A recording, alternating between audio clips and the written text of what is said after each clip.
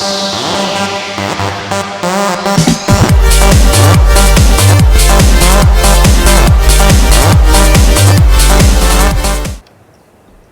guys, it's Robbo here and welcome back to part 2 of my base building guide for my small solo tribe base on Ark Survival Evolved. As you can see, it's the first 2 stories are pretty finished. We'll go in, we'll have a bit of a look around. If you haven't seen my first video in this series, I'll put a little annotation at the top. This will be 3 videos all up. I'll do a third video basically once the building's all finished with everything laid out. So we'll come inside. This is our dino pen. As you can see, it's rather large. This is going to be our smithy room. We've got access to upstairs. Here's our safe room, generator room. Come out of the safe room, go through here. This is first part of storage, and this is going to be for cooking and fridges and so on and so forth. So we'll go upstairs now and start again where we left off. As you can see, I've finished the ceiling upstairs. I've placed a fabricator and I've placed it there for a very specific reason, which you'll see later on when I place an industrial forge. As you can see, we've got vault access upstairs as well. Come through here, we've got another room of storage, and this room I have a little bit of a surprise for you in the third video when I finally get round to laying out the base completely. You can see up here, this is the area on top of the safe. These four ceilings here are directly above the safe, and this is what I use for basically placing beds, and I place my air conditioners in this corner as well, which I'll also show you why in the next video. So we're going to go up and we're going to start the bird pen now.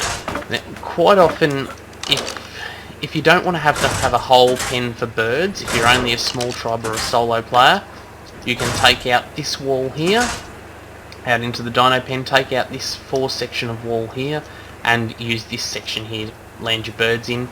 But for the sake of this video, I'm going to put a whole bird pen on top. The bird pen is another 4 high, so it's basically doubling the height of our building again, because we'll put a dino door on each end. So I'm going to go ahead and basically get it completed and come back and show you how it all fits together and why it fits together the way it does. And I'll probably fly a couple of birds in here and show you how it works, and then we'll come back and do the industrial forge. So stick with me and I'll be back in a few minutes. And we're back. And as you can see, the dino pen, the bird pen on top of the base is now done. It's now complete. You can see it pretty much doubles the floor space of your base by adding this section up the top here. It's rather large. You can fit a lot of Argentavis and Pteranodons up here, but what I quite often do is just use the upper section of both sides to park up my Argentavis and my Pteranodons. So you have no problem getting them up here. The thing with Pteranodons is they'll poke through the roof, but if you cover your roof in plant species X, you won't notice them. I'll park my Argentavis and Pteranodons up the top there and fill this bottom area with basically my egg-laying dinos if I'm in a small tribe and I don't want to have any outside. So, as I didn't mention before, to finish this roof below us is 43 ceilings and 1 hatch frame. Hatch frame is over here. To do the ceiling above me is 44 ceilings. Each one of these ledges should be 14 ceilings. Yeah, both sides, they're 14 ceilings each side. And then as for walls, we've got each section, lower and upper, is going to be 18 walls. So you've got 18, what's that, 36, 60, 72 walls all up to finish this section, obviously, and 2 dino doors. And you can see I put a ladder just at each end for getting up here. Argentavis actually fit up here exceptionally well. Once you've got them parked close enough to the edge, you can walk along behind them fine. They can lay eggs up here, and if you land them on the edge, so basically their front foot is just touching the edge, when you get off them, you can just fall straight down the front. You don't actually get off and jump sideways, you just get off and fall forwards. So that's basically the dino pen. I'll get outside and just give you a quick look, even though it's dark in the game now. Outside, and you can have a look at the outside of the base. Yeah, that's not going to be very good, it's a bit dark. Hang on, I'll just change the time of day.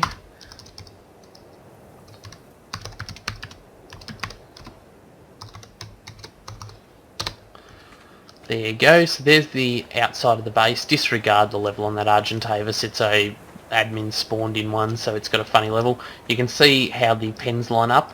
Now I'm going to go ahead and put in a industrial forge to show you where I fit that, and I'll show you where it is.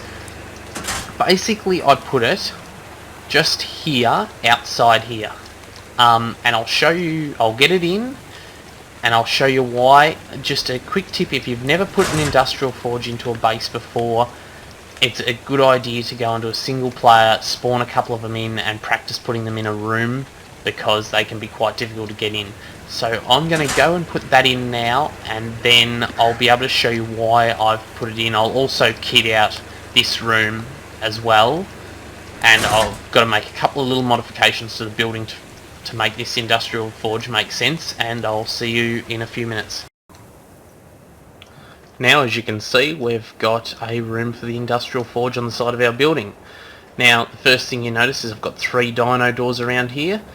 It takes a lot of practice to get this forge placed right. I mean, I got it right first go, but I've placed countless forges over my time.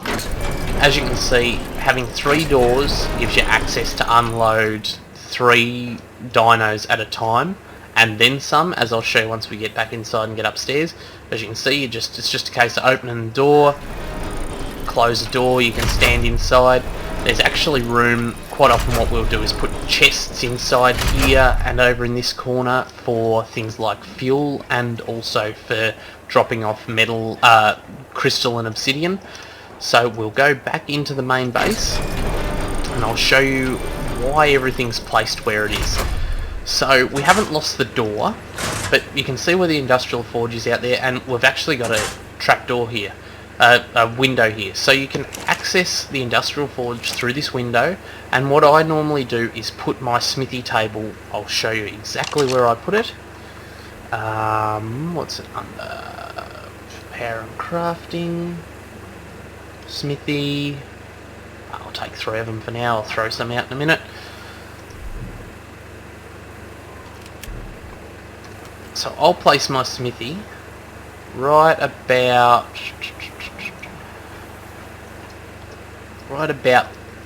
there. So what I can actually do is stand in here, load myself up till I'm encumbered with metal out of my industrial forge, and drop it straight on the smithy without having to walk, so I don't have to worry about carrying, you know, a stack 200 ingots at a time. Now the same applies as we go upstairs, which you'll see in a minute. The reason behind my placement of the fabricator. Right in this corner, you can leave it out from the wall a bit more. I probably placed mine a little too close, but it still works. If you get in the right spot once again, which can be quite difficult, there we are. Access industrial forge, so we can access the forge, and we can access the fabricator to drop off metal. This is the most efficient way of transporting metal in and out of your base from industrial forge, because otherwise it just takes too long to carry it all. Now, third section to this is if you haven't got things like Quetzals that you're parking outside, you can actually bring Argentavis straight in the door, land them here, and unload it into the top of the industrial forge right here, so people can't see what you're doing. Now, I highly recommend that you leave the gap on this side, as if you leave it on this side over here, I'll just take out this wall and show you. If you were to leave it on this side and you fell down, you will get stuck down there. Now, at the top here, it doesn't work with windows or doorways. It will work with the doorway, but it's still not very efficient. You can still fall down and get stuck. I just generally leave a gap if I'm going to be using this, but as soon as I start using Quetzals, and most of the time even Argentavis, I just park outside, and as you can see, you can get down from up the top outside. So that's where I put my industrial forge, and that's a basic overview of how I build this base. Now this industrial forge building is 9 foundations, 4 dino doors, and then we've got 4, 8, 12, 16 walls there, and we've got another 8, 16, 24, 26, so we're at 42 walls, 9 foundations, 3 dino doors and 9 ceilings. And also, I'll just fly up here quickly for you.